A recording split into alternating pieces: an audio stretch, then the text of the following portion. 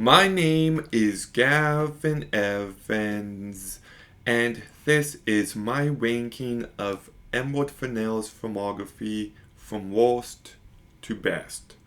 And this video will have spoilers, so there's your warning. But okay, so she has only made 3 movies, but holy, is she divisive. Some people really love her work, some people really hate her work. I'm in the middle. She is definitely a visionary. All her movies are beautifully crafted with wonderful costumes and production design and cinematography. All her movies have great performances, but it's always the script holding them back. And I'll talk about it soon enough, but it's her endings. Her endings suck, and I also think she lacks restraint. She obviously likes to make sexually explicit movies, and sometimes less is more. Sometimes it feels like she's trying to be shocking just for the sake of it. But still, I think if she directed a movie she didn't write, she could really excel. Has she written all 3 or 4 movies? Let me check this out. Promising Young Woman. Yeah, she wrote all 3. She needs to back up on the writing and just direct. But anyways, let's begin by talking about her worst movie, and it's Saltburn. I didn't like this movie at all. It is well crafted, the performances are pretty decent, but I really didn't care for the story. Going into this movie, I thought it was going to be about this guy who sabotages this family and ends up on top. And by the end of the movie, it turns out it's about this guy who sabotages this family and ends up on top. It's just so simple, but it thinks it's filled with all these twists and turns, and it lacked depth, and it didn't progress in any interesting ways, and it's just a really flat experience. I also thought it tried way too hard to be shocking. Like that scene with Barry Keoghan's character and the girl who is on her time of the month, the bathtub scene, it's just trying way too hard. Now, I do want to give this movie some credit because the song Murder on the Dance Floor, I believe, came out a couple decades ago, and this movie made it popular again. Now it plays everywhere and everybody knows about it, and I think it's really cool when movies have that power. But yeah, I hate this movie. Okay, these next 2, I went back and forth with it all day long, but I think I've decided that my second favorite Emerald Fennell movie is Promising Young Woman. Now, Carey Mulligan does a phenomenal job here. Bo Burnham is really great. Alfred Molina is only in 2 scenes, but wow, is he outstanding. You've got Alison Brie, you've got Max Greenfield, Adam Brody, Christopher Mintz-Plasse. You've got a great cast here. I like the bubblegum aesthetic of this movie, and I love so much of what this movie is trying to do. It subverts expectations in ways that I found to be really refreshing, and I like how this movie explores grape culture and how that impacts people affected by it, by how some of the wrongdoers get to live a happy life while others suffer. And it shows how people can be complicit in that system and how society doesn't really seem to care. It is a very thoughtful movie. But where it lost me was the ending. I just found it to be so unsatisfying. Like, Cassie gets killed and then her magic plan works and now the system does do its job. It just feels so phony for what has been built up to for the past 90 minutes. So I still really like this movie, but it comes in at number 2. But, okay, I know this seems to be a hot take, but Wuthering Heights is sitting well with me. And, okay, the deciding factor for what would be my number 2 and my number 1 movie was ultimately, what movie do I see myself rewatching more?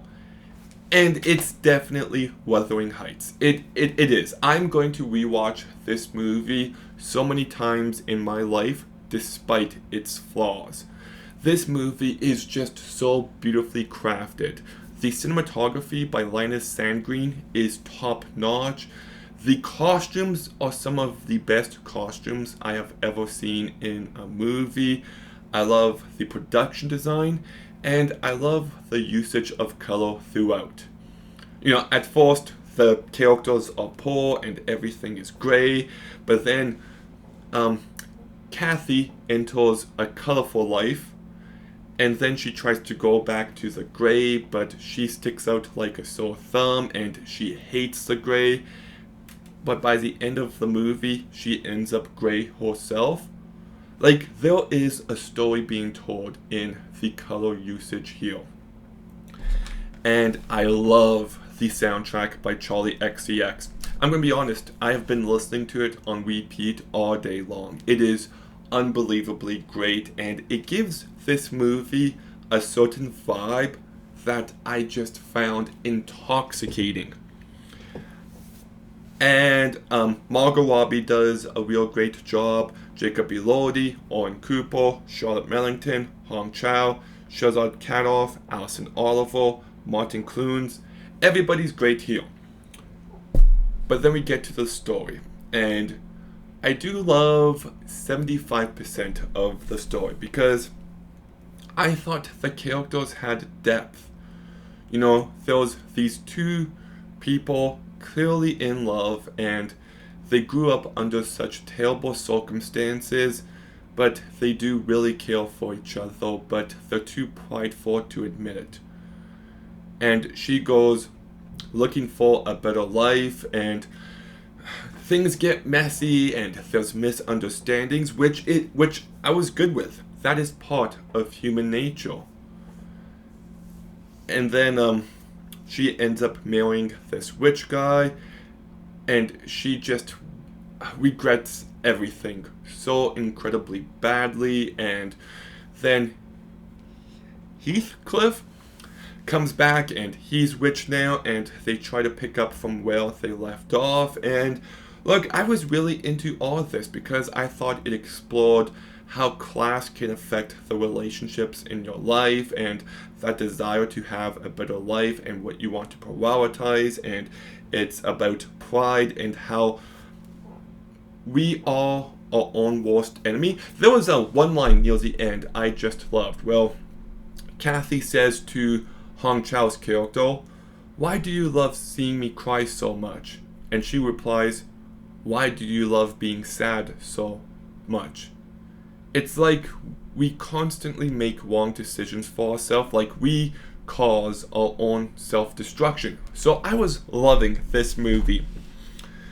But then we get to a point where these two characters are making out, and I believe Heathcliff said, "Just tell me to slit his throat, I'll do it."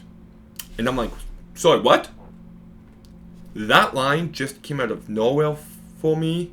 Because Heathcliff is flawed, but he has never felt like that. And then he proposes to her husband's sister, and he's just like, I don't like you. I'm only using you to get to Kathy.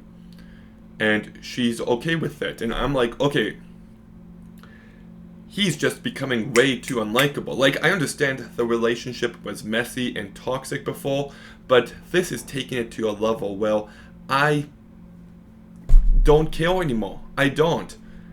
And then he starts treating her like a dog, and she seems into it. And I'm like, did we lose focus of what this movie was about?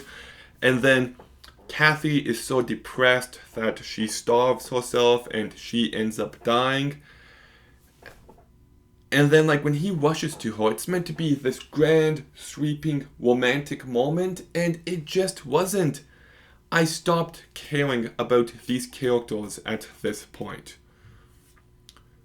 And, I'm okay with movies exploring toxic relationships, but this movie seems to look at it in a positive way. And don't get me wrong, like, I've, had people in my life who I cared for, and things got really messy, but it was never to this extreme.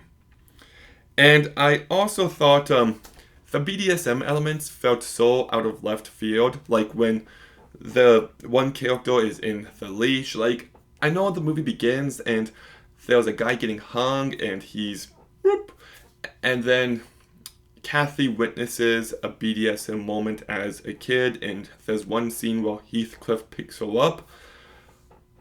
But it just felt so tacked on to me. Like, if you're going to explore those kind of elements, explore power dynamics. Like, Kathy views Heathcliff as a pet, kinda, but then she doesn't, and I don't know, I felt like this part of the movie was so messy.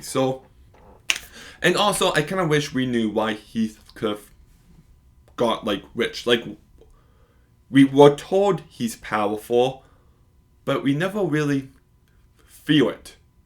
So I definitely got issues. This movie is definitely flawed, but the positives have sat so well with me, and it is a movie I can see myself rewatching. Most of it is well written, and it's beautifully crafted, and I love the atmosphere. I really do. I just wish that final stretch was better, and it's frustrating. But I do really like this movie, and I will buy it, and I still recommend it. Just, yeah. Anyways, so that's my ranking. Softborn, Promising Young Woman, Wuthering Heights. What's your ranking? Let me know in the comments down below. Make sure you like, comment, subscribe.